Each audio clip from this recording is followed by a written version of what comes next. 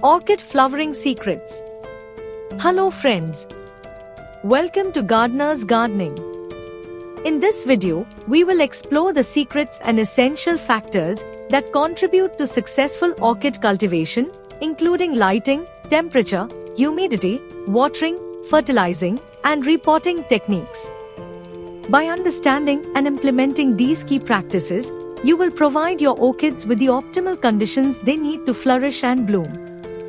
Let's discover the secrets behind nurturing healthy orchids. Some common orchid varieties include Phalaenopsis, Cattleya, Dendrobium, and Oncidium. Each variety has its own specific care requirements, including light, temperature, and humidity preference. Number 1. Orchid lighting. Proper lighting is essential for the successful growth and blooming of orchids. You have two options: natural sunlight and artificial grow lights. When using natural sunlight, it is important to place your orchids near east or west facing windows to ensure they receive bright, indirect light. Direct sunlight can burn the leaves, so it is crucial to avoid placing them in direct sunlight. If you are growing orchids indoors and natural light is insufficient, you can use artificial grow lights specifically designed for orchids. These lights mimic the spectrum of natural sunlight and provide the necessary intensity for proper growth and blooming. Number 2. Orchid temperature and humidity. Maintaining the ideal temperature and humidity levels is crucial for the successful cultivation of orchids. Orchids thrive in temperatures between 60 to 80 degrees Fahrenheit, making it essential to provide consistent and moderate room temperatures of 65 to 75 degrees Fahrenheit. To achieve this, orchid humidity control can be achieved by using a humidifier or placing the orchid on a tray with water and pebbles.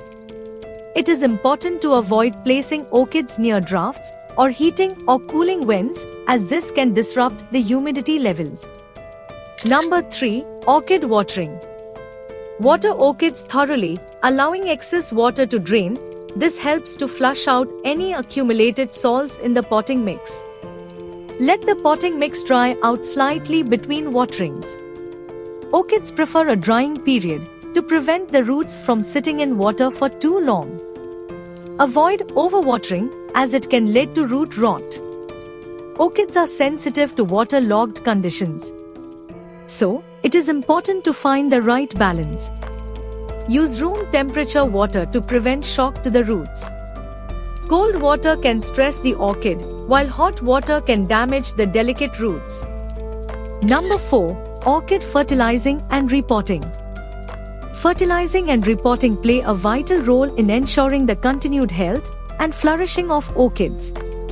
Orchid fertilizer application is an essential aspect of maintaining optimal growth and blooming.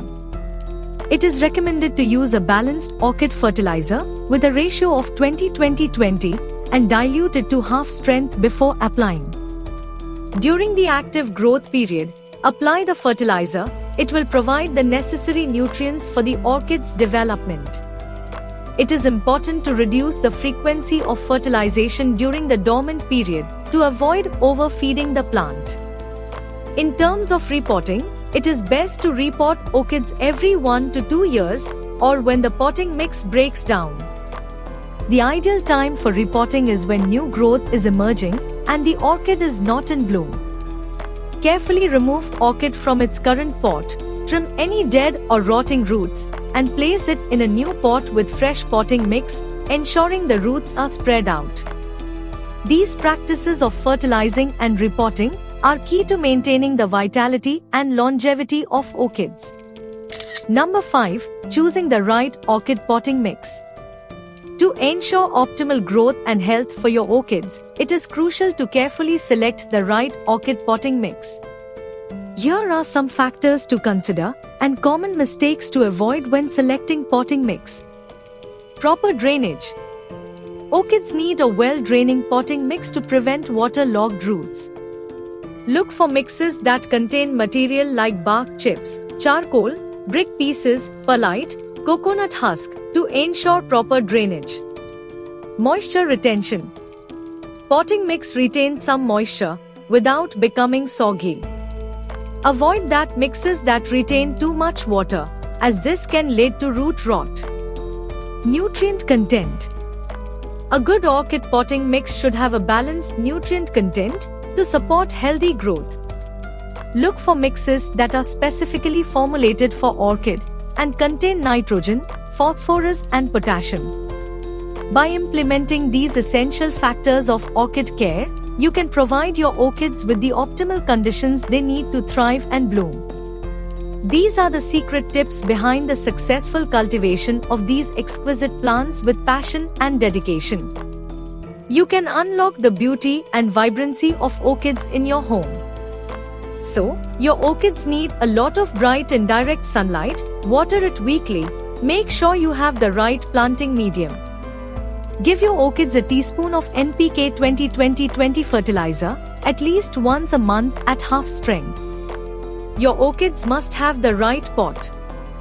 Once your orchid has stopped blooming, it will enter a stage called dormancy. It is a resting period. This stage usually lasts about 6 to 9 months. After that, your orchid will have the energy to rebloom again. You need to fertilize it again. If you find this video helpful, don't forget to like it. Share with your friends and family, and subscribe to our channel for more videos. Keep your green friends happy and well.